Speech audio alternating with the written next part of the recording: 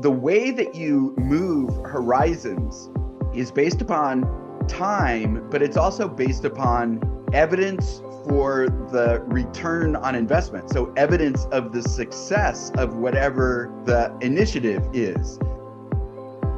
Welcome to the Agile Digital Transformation Podcast, where we explore different aspects of digital transformation and digital experience with your host, Tim Butera, Content and Community Manager at AgileDrop. Hello, everyone. Thanks for tuning in. Today is actually the first time on the podcast that I'm joined by a returning guest, Brant Cooper. He's the founder and CEO of Moves the Needle and the author of The Lean Entrepreneur and the more recently released Disruption Proof. In our previous discussion, Brant and I talked about the most common misconception about digital transformation. And today we'll have a bit of a more focused discussion about horizon planning and how it factors into effective digital transformation. Welcome, Brant. It's a real pleasure having you back on the show. Anything you want to add before we jump into the questions?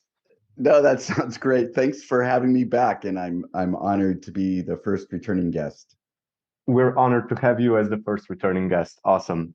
So for those listeners who may not know about it, I always have to ask something like this first. What is horizon planning? So horizon planning was a model or a framework that came out, I believe, in the 80s, actually, maybe in the 1980s, by some academics who were employed by McKinsey and Company, I believe.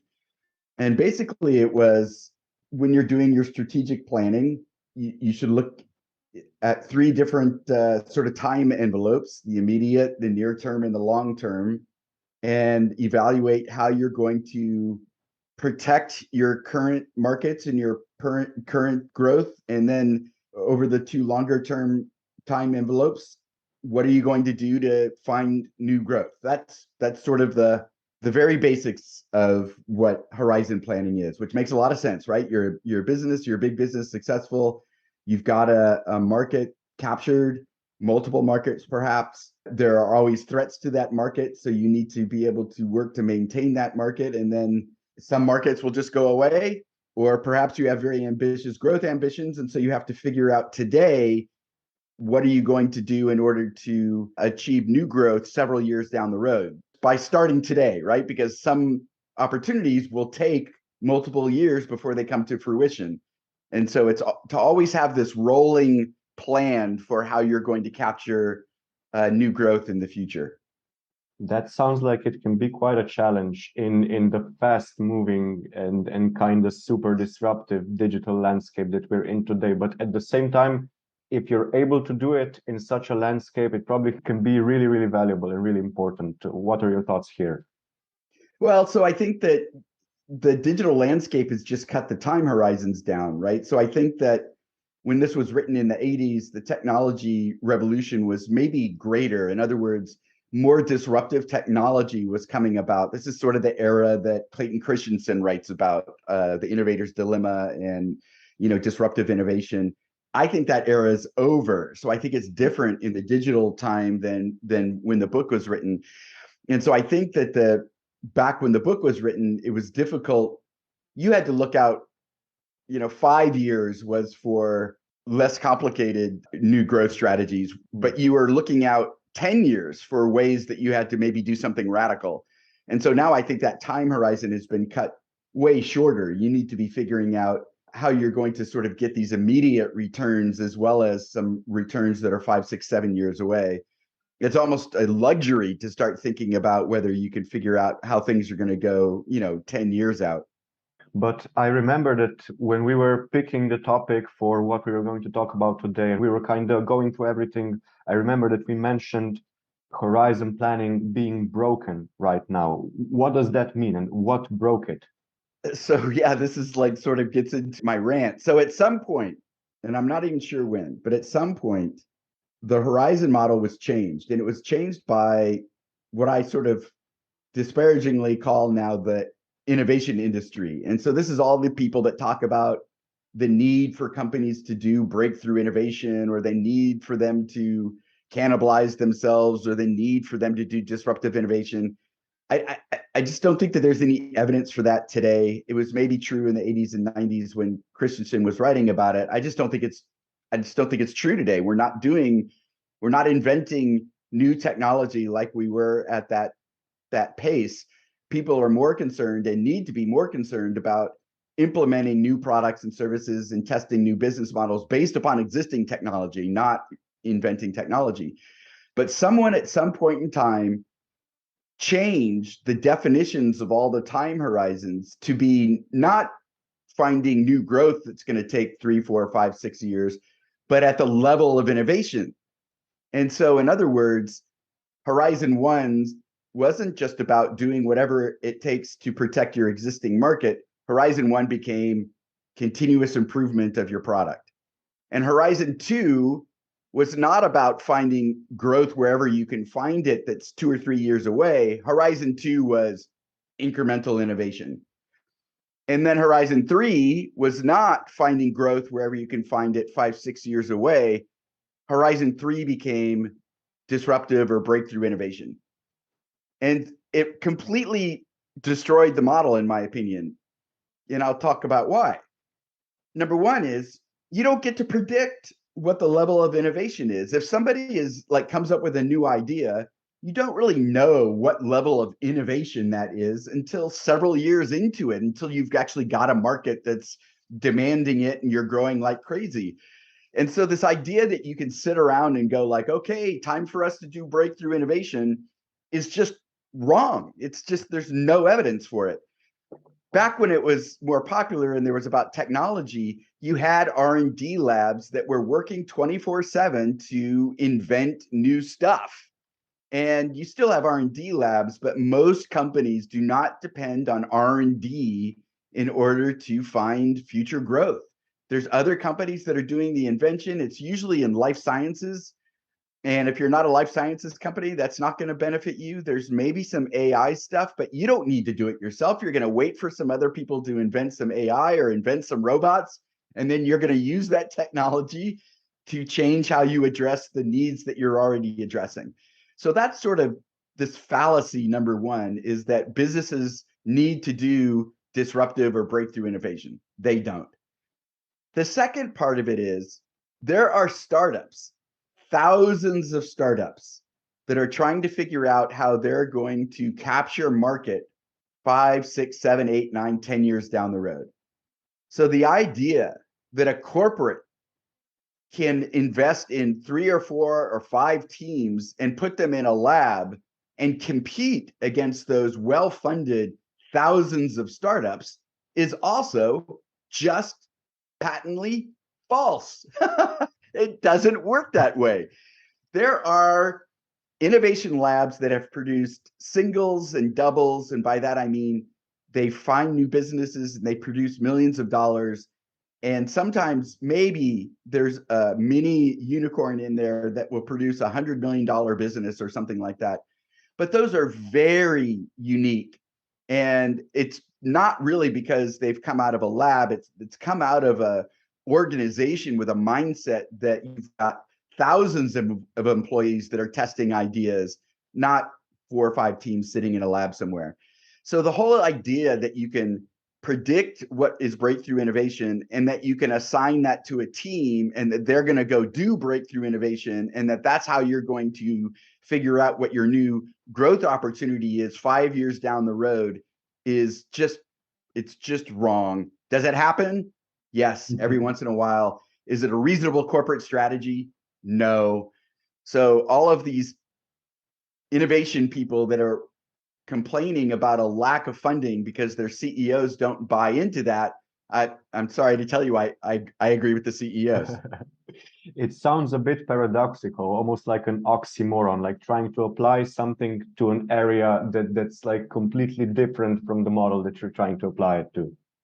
If people go back to the original Horizon planning model, which was written about in the book, The Alchemy of Growth, I think that they're way better off. I have some ideas on how to improve it. I think it needs to be improved, but you're way better off with the original model than the new version that the innovation industry is ludicrously supporting And I even mentioned that you can go to the Harvard Business Review and read all about horizon planning, and it's all the wrong version. And so I think it's really doing a disservice. But so the older version, the original version, is still applicable today, or would there need to be some adjustments to it, but just not in the way that innovation people are doing it? Right, exactly. I have some ideas on how to improve it, but I think that the old version is better than the current version. So maybe you can still share some of your ideas on how to improve it.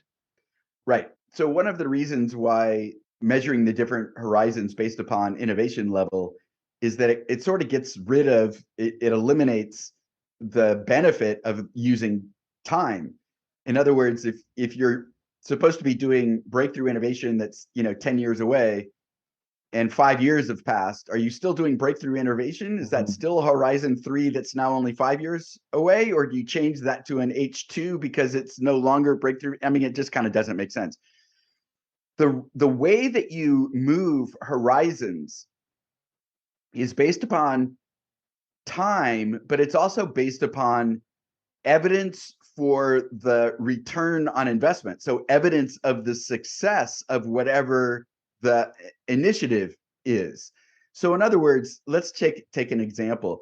Say you've got an existing product, maybe it's an enterprise grade 3D CAD application, and it's super heavyweight and it's super complex and it costs hundreds of thousands of dollars, and you sell it to some of the biggest companies in the world. And you do some research, some opportunity development research, and you go like, well, listen, we might be able to modernize that application, make it simpler, offer it as a SaaS program, and we could go after a whole mid-market or even a larger enterprise market, and open up a whole new market. So if you were trying to qualify that as a level of innovation, you don't really know. I mean, you could make a SaaS product that actually completely flipped the whole industry on its head and it became quote unquote breakthrough innovation. Or it could be that it would just, in the end, it was just smaller architecture firms that used it and it was a nice little market, but it wasn't as big as you had hoped. And so I don't know, maybe you would call that incremental innovation, but you don't really know. What you do know is that it's going to take you 3 years to revamp the product and then build up the infrastructure in order to offer a SaaS product. So starting today, you're predicting that in 3 years, you're going to start seeing some sort of returns on it. You started off as a Horizon 3 because you don't really know, and you don't know the timing of it. And then you go do the research, like lean startup and design thinking and some of these other frameworks, to establish market evidence of how long you think it's going to take to actually get to the point that you've got a successful business there. And so by the research, if you determine that it's okay, well, it's actually 3 years out, then it becomes a Horizon 2. So it moves from a Horizon 3 to a Horizon 2, not because of the level of effort to build it, but because that's how much time it's going to take to start getting returns. And so it only moves from H3 to H1, not because now it's 3 years have passed, but because you now have enough evidence that suggests that this is a core business that you want to invest more in. So the way you're measuring, the way you're qualifying what horizon the project is based upon market evidence of its success. And so you're investing just like you are in a startup. And you sort of assume at the beginning that it's going to take 5 or 6 or 7 years, just like you would make that assumption. Investors make that assumption with startups. And then it's the evidence produced by going to market that produces the shift in the time horizon. And eventually Horizon 1 means it's a big enough and successful enough that you're going to roll it into the core business. So another example might be, we have this existing product that sells really well in North America. And we believe that based upon the trajectory of India's middle class, that they are going to be ripe for a version of this application. But we think it's going to take, I don't know, a long time to get there. So it starts as a Horizon 3. And then we go and maybe we set up a team in India to start doing the very basic opportunity discovery, customer discovery, validation, minimum viable products using our existing technology or its existing products. And we're trying to build a business there. They get further investment based upon their success, just like a startup. And they move from H3 to H2 to H1, dependent upon whether or not they're able to build a market there. So I call this visibility planning. So we determine what horizon you're on based upon how much visibility you have in the potential for success of that idea. And the potential for that success is based upon market evidence. And you develop that market evidence not by doing surveys and focus groups, but by being a lean startup or practicing design thinking or whatever it is, the frameworks that you decide that are the best for you to use. But your progress is measured like a startup, and you get further investment based upon your success as a startup about hitting milestones. And the more success you achieve, then the horizon level you go for H3 to an H2 that has some level of success to an H1 where you've got a thriving business that continues to grow and should be brought into the core business. So it's a change to how we're measuring the progress of the horizons using this visibility planning, but it also then uses the horizon model to open up your creativity to try to think about, well, what are all of the different ideas that we might have to find this new growth, and how do we invest in those ideas so that we always have this rolling strategic plan of finding new growth opportunities. And are you seeing companies and businesses already adopting these strategies? And maybe even more importantly, are innovation professionals also kind of catching up with this and kind of making this shift in their approach to kind of be more effective? How can they help in all this? Yeah, so it's an interesting question. I think that there are companies, mature companies, that kind of know how to do this. There's a couple of case studies in my book that I found particularly interesting. One is Cargill, the food company. They could see the headwinds that there is going to be all of these alternative protein products hitting the market. They did not go into a lab and try to reinvent all of their meat products to be plant-based products, the plant protein products that would compete against everything that was going out in the marketplace. Instead, they sat back and watched. They did technology scouting, they did startup scouting, they invested in different startups, they evaluated what was going on into the market until they felt confident that, hey, this is how we can get into this market and help. And basically, it was based upon their expertise in distribution. And so to me, this is an example of a company that's relying on their core DNA, their core strength, without sort of wasting this time and money pretending that they needed to go be a startup and start from scratch again. Again, there's thousands of startups that are trying to do these things. So they just have to be participating in that ecosystem in order to take advantage of the opportunities when they come up. The other example is 3Com. 3Com is a technology company, and so they continue to do R&D and they continue to do invention. The trick with a R&D company is that somebody needs to be out evaluating applications for that technology.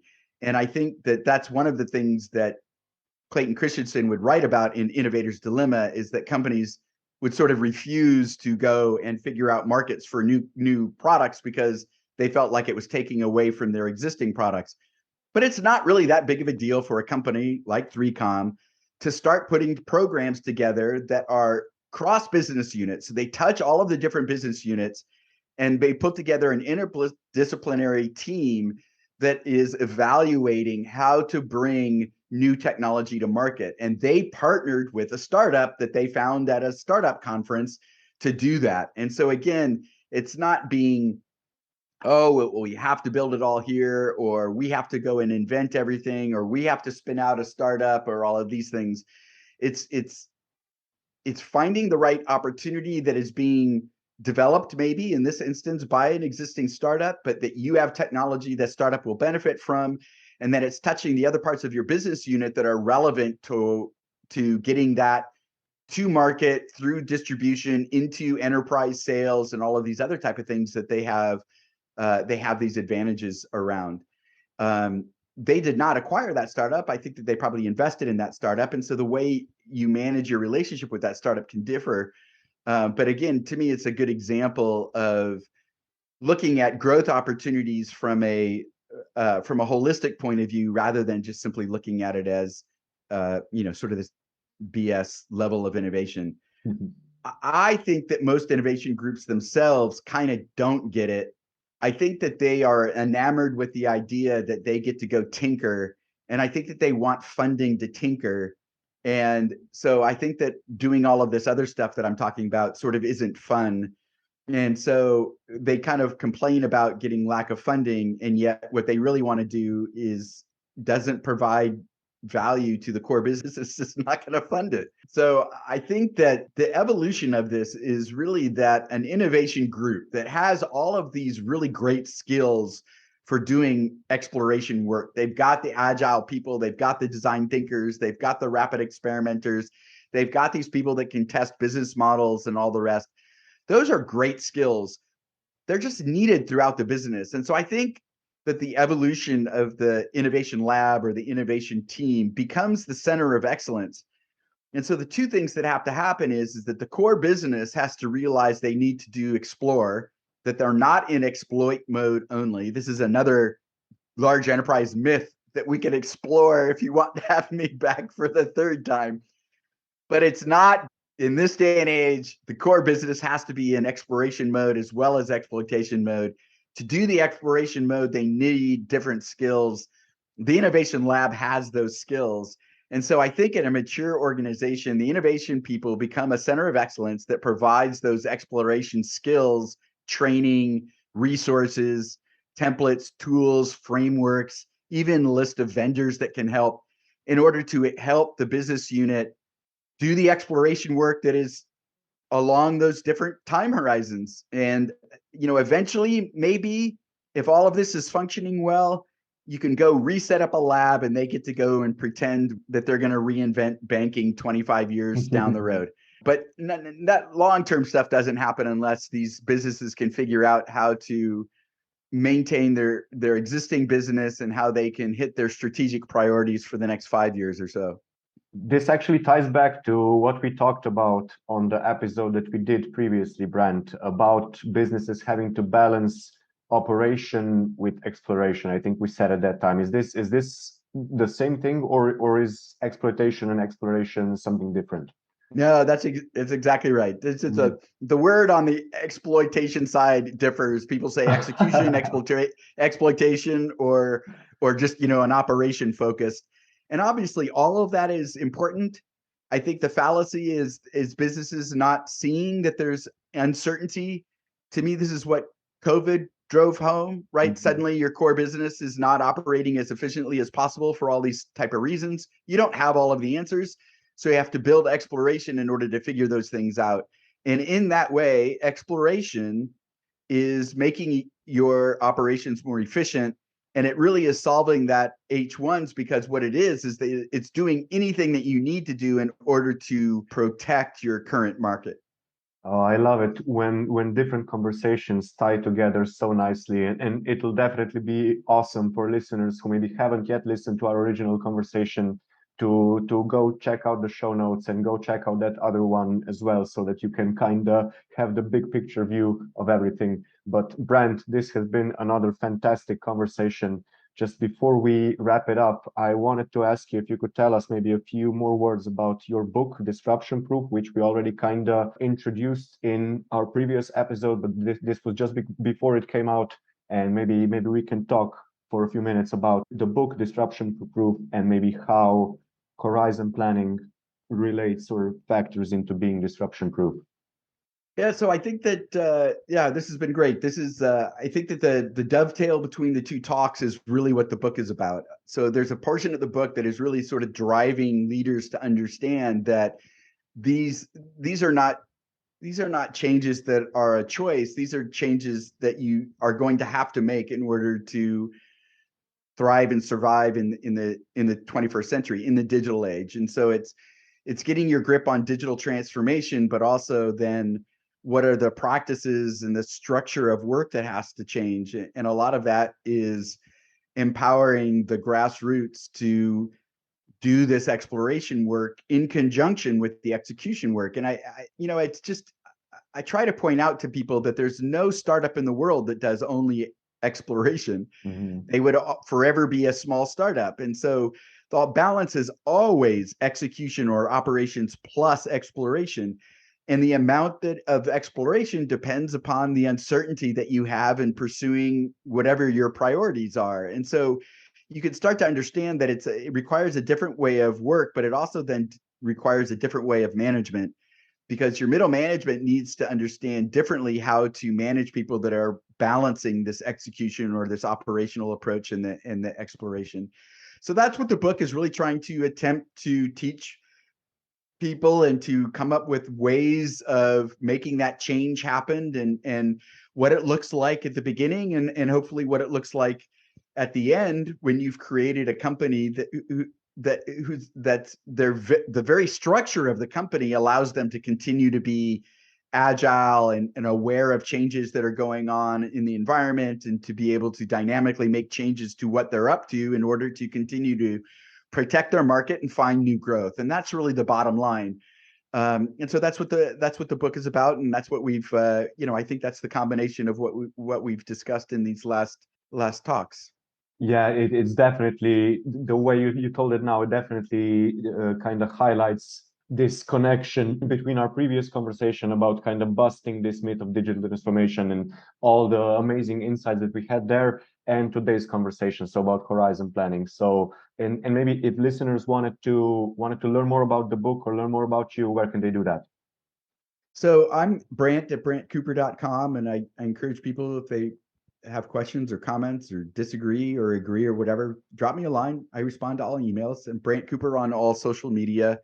If you're interested at all in the corporate work, I'm at movestheneedle.com, and I'm building some courses that will cover all of this stuff at startupbluebook.com. Awesome. So definitely a lot of awesome material and relevant material from you already, and a lot more stuff still to come. Sounds amazing. Thank you so much for joining us again, Brant. Yeah, fun conversation. Thanks for having me, and look forward to the next one. Yeah, I just wanted to say I'll definitely hold your word for your suggestion previously that we'll speak the third time. Great. Thanks so much. Thank you. And to our listeners, that's all for this episode. Have a great day, everyone, and stay safe. Thanks for tuning in. If you'd like to check out our other episodes, you can find all of them at agiledrop.com/podcast, as well as on all the most popular podcasting platforms. Make sure to subscribe so you don't miss any new episodes, and don't forget to share the podcast with your friends and colleagues.